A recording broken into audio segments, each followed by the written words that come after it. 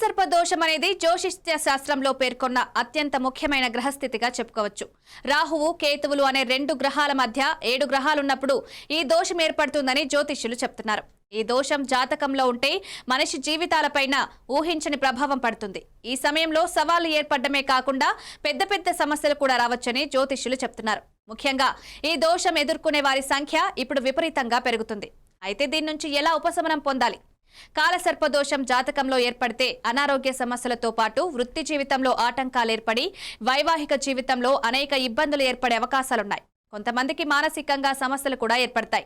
మరికొంతమందికి కెరీర్ సమస్యలు, నిద్రలో చెడు కలలు రావడం, ఎలాంటి పనులు చేసినా జాబ్ జరగడం వంటి సమస్యలు ఏర్పడతాయి.